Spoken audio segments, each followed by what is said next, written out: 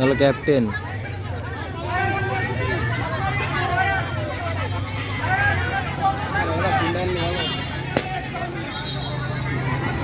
হলো ক্যাপ্টেন মনে হয়, তাই না? ওকে ক্যাপ্টেন, ওই তো বয়স অল্প দেখলে কি হবে, ওই পিস শিক্ষিত জন্য ওই পাইছে।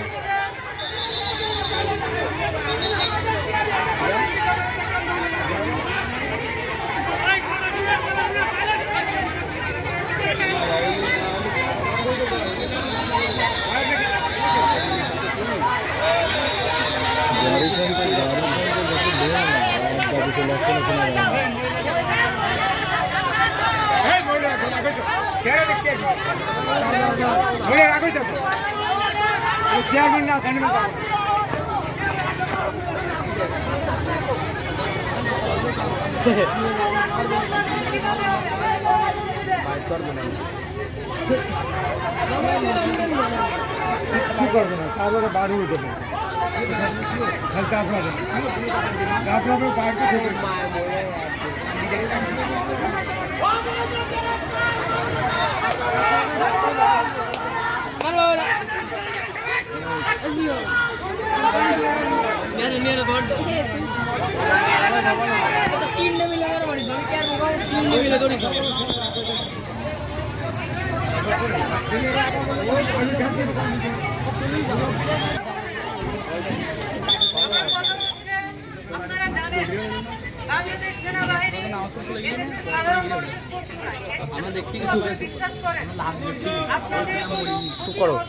এরকম কিছু আমরা করবো না, এতটুকু তো বিশ্বাস করেন।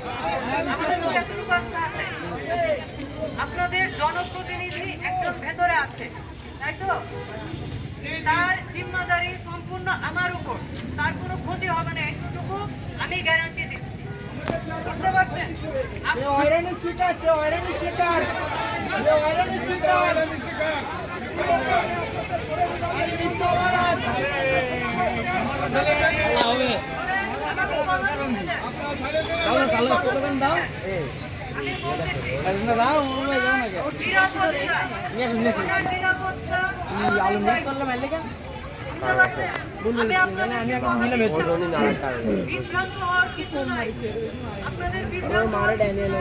আপনাদেরকে আমি একটা জিনিস অনুরোধ করছি, আমাদের উপরে আস্থা রাখেন।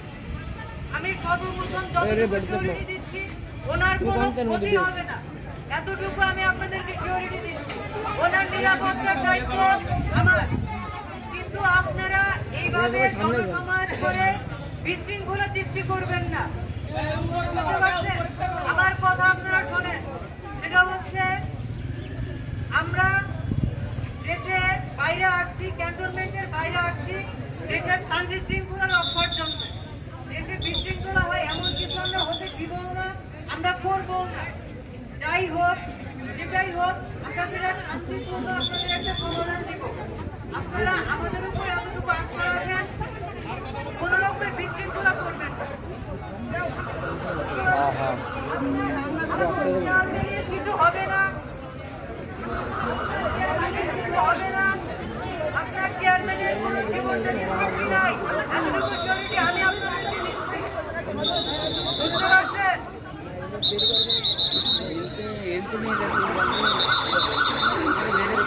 অ্যাম্বুলেন্স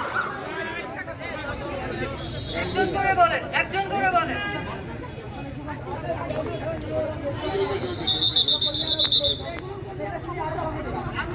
আমরা কোনো মিথ্যা মামলা দিব না, এই ধরনের কোনো কাজ আমরা করব না।